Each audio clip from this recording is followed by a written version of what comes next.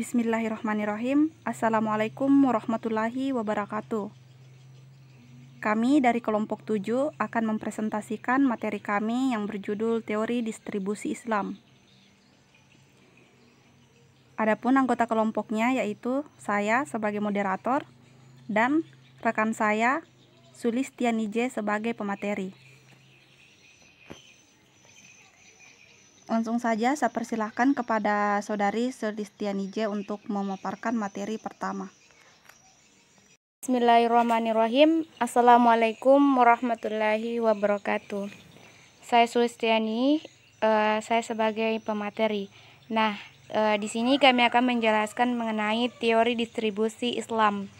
Nah, untuk pengertian distribusi ini menurut Kamus Besar Bahasa Indonesia atau KBBI adalah penyaluran atau biasa diartikan pembagian atau pengiriman kepada beberapa orang atau ke beberapa tempat, pembagian barang keperluan sehari-hari terutama dalam masa darurat oleh pemerintah kepada pegawai negeri, penduduk, dan lain sebagainya.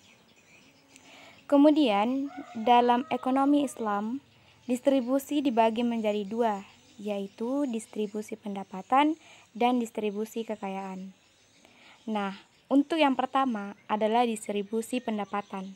Nah, distribusi pendapatan itu sendiri adalah suatu usaha yang menyalurkan dan pembagian hasil kerja usaha, niaga, ataupun jasa dengan berupa uang atau harta kepada setiap anggota masyarakat. Nah, adapun distribusi pendapatan dapat terbagi menjadi dua, yaitu yang bersumber dari tanah dan sejenisnya, biasa disebut dengan sewa, dan bersumber dari tenaga kerja yang disebut dengan upah. Nah, kemudian yang kedua adalah distribusi kekayaan. Nah, untuk distribusi kekayaan itu sendiri terbagi atas dua. Yang pertama adalah zakat. Nah, zakat menurut bahasa itu biasa diartikan berkembang atau an-namau, berarti juga pensucian atau tathir. Sedangkan menurut istilah syarah, zakat memiliki dua makna tersebut yang berkembang dan pensucian. Karena dengan pengeluaran zakat menjadi sebab timbulnya berkah dan bersihnya pada harta. Seperti yang dinyatakan dalam sebuah hadis, tidak berkurang harta karena sedekah, dikeluarkannya zakatnya. Kemudian wakaf.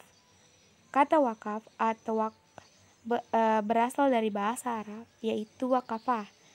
Asal kata wakafah berarti menahan atau berhenti, atau diam di tempat, atau tetap berdiri. Kata wakafah, yakifu, wakfan, sama artinya dengan habasan, yahbisun, dan yahbisu dan tahbisan. Kata al-wakaf dalam bahasa Arab mengandung beberapa pengertian, seperti menahan harta untuk diwakafkan dan tidak dipindah milikkan. Nah, untuk poin kedua, yaitu dampak distribusi dalam Islam. Yang pertama adalah dalam konsep Islam, perilaku distribusi pendapatan masyarakat merupakan bagian dari bentuk proses kesadaran masyarakat dalam mendekatkan diri kepada Allah.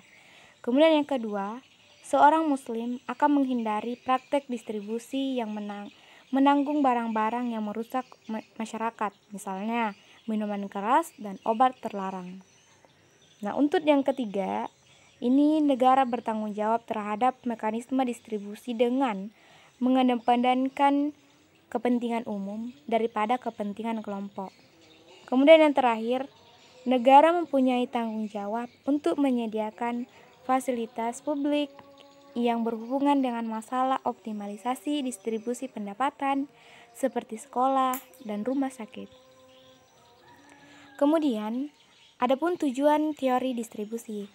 Nah, tujuan distribusi diantaranya untuk menjamin terpenuhnya penyediaan penyaluran barang dari produsen ke konsumen, kemudian membantu meratakan persebaran barang dan jasa ke semua penjuru yang membutuhkannya, serta memudahkan produsen untuk menjual barangnya, begitu pula konsumen supaya mempermudahkan konsumen mendapatkan barang yang diinginkan. Selain itu, dengan adanya distribusi diharapkan berkurangnya ketidakmerataan pendapatan maupun kesenjangan sosial antara sesama. Dalam Islam, tujuan distribusi adalah untuk mensucikan jiwa dan raga serta harta dari segala bentuk masalah lahir dan batin. Nah, selanjutnya untuk membangun generasi yang unggul dan kompeten, terakhir untuk memberikan manfaat dan tujuan yang sama antara satu sama lain, karena sesungguhnya bahwa segala apa yang ada di langit ataupun di bumi adalah milik Allah Subhanahu wa taala. Akan tetapi kesemuanya kembali pada bagaimana manusia mengelolanya. Kemudian, prinsip distribusi dalam Islam. Yang pertama adalah larangan riba. Dalam Al-Qur'an, kata riba digunakan dengan bermacam-macam arti, seperti tumbuh, tambah dan menyuburkan, pengembangan serta menjadi besar. Keadilan dalam distribusi. Yang kedua, keadilan dalam distribusi. Dapat dipahami bahwa keadilan dalam distribusi merupakan satu kondisi yang tidak memihak kepada salah satu pihak tertentu dalam ekonomi. Kemudian yang ketiga, mengikuti kepemilikan pribadi. Islam mengakui hak kepemilikan pribadi terhadap benda dan membenarkan pemilikan harta yang dilakukan dengan cara yang halal. Kemudian yang keempat, larangan menumpuk harta. Islam memberikan hak milik pribadi, namun tidak membenarkan menumpuk harta benda pribadi sampai batas-batas yang dapat merusak pondasi sosial Islami. Baik, selanjutnya saya akan melanjutkan materi yang telah dibahas oleh Saudari Sulistiani J. Masuk ke mekanisme distribusi. Jadi yang pertama, mekanisme ekonomi. Mekanisme ekonomi adalah mekanisme distribusi dengan mengandalkan kegiatan ekonomi agar tercapai distribusi kekayaan. Mekanisme dijalankan dengan cara membuat berbagai ketentuan dan mekanisme ekonomi yang berkaitan dengan distribusi. Yang kedua, mekanisme non-ekonomi. Didukung oleh sebab-sebab tertentu yang bersifat alamiah, misalnya keadaan alam yang tandus, badan yang cacat, akal yang lemah, atau terjadinya musibah bencana alam. Dimungkinkan terjadi kesenjangan ekonomi, terhambatnya distribusi kekayaan kepada orang-orang yang memiliki faktor tersebut. Kemudian, teori distribusi dalam ekonomi kapitalis dan ekonomi Islam. Berkenaan dengan teori distribusi dalam sistem ekonomi pasar kapitalis, dilakukan dengan cara memberikan kebebasan memiliki dan kebebasan berusaha bagi semua individu masyarakat, sehingga setiap individu masyarakat bebas memperoleh kekayaan sejumlah yang ia mampu dan sesuai dengan faktor produksi yang dimilikinya, dengan tidak memperhatikan apakah pendistribusian tersebut adil dan merata dirasakan oleh semua individu masyarakat atau hanya dirasakan segelintir orang saja. Teori yang diterapkan sistem ekonomi pasar kapitalis ini termasuk salim dalam perdagangan ekonomi Islam, sebab teori ini berimplikasi pada penumpukan harta kekayaan pada sebagian kecil pihak saja.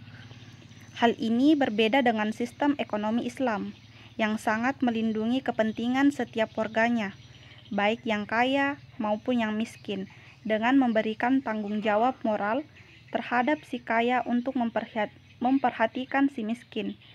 Dalam Al-Quran disebutkan, keadilan adalah tujuan universal yang ingin dicapai dalam keseimbangan yang sempurna.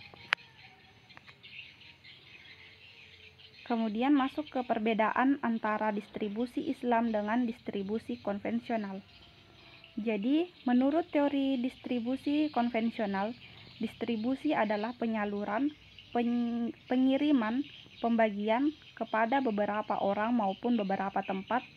Sedangkan menurut teori distribusi Islam, bahwa distribusi itu cakupannya lebih luas karena semuanya diatur di semua aspek baik itu dari kepemilikan, unsur-unsur produksi, dan sumber kekayaan. Dan itu semua diatur dalam Al-Quran dan hadis. Dari kelompok kami, Kurang dan lebihnya mohon dimaafkan. Wassalamualaikum warahmatullahi wabarakatuh.